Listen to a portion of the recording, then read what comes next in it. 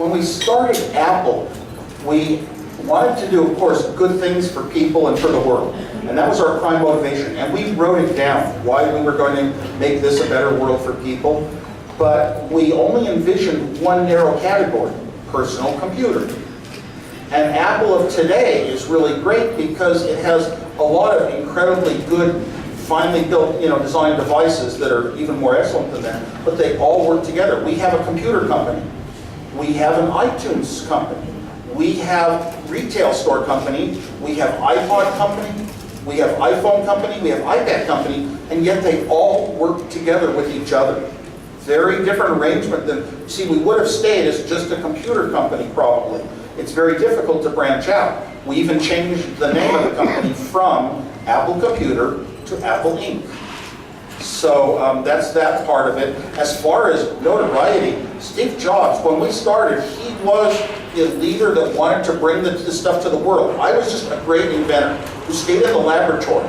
Even after we formed Apple and raised large money, I would not leave my job as an engineer ever. I would stay in the laboratory writing new code, developing new devices, to make peripherals work with our computer, things like modems and printers and floppy disks and all.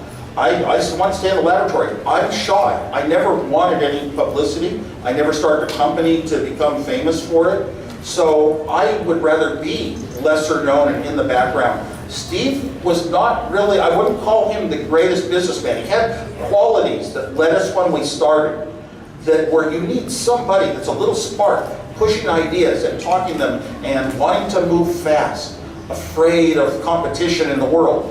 But when he really returned to Apple after being at Next, that's when he brought back so much maturity to understand the supply chain, why you don't want to have too much inventory. You want to manage your money well. You don't want to overbuild products and then have to destroy a lot of them in a building in Campbell, California. That's where we would lose our money.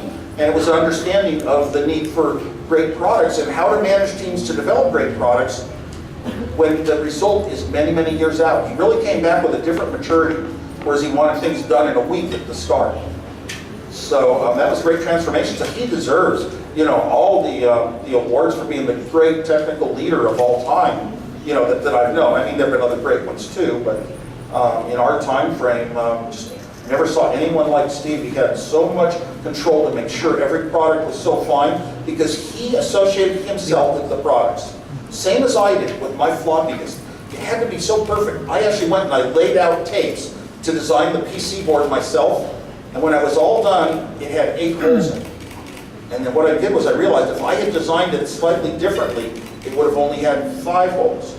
So I took this, I redesigned it, and I retaped it up for a week, every night, late at night, and now it only had 5 holes. It matters. That kind of perfection Steve is known for, making sure that the fonts are the right font for this use, that it's the right position, the size, the colors, all those little details do matter.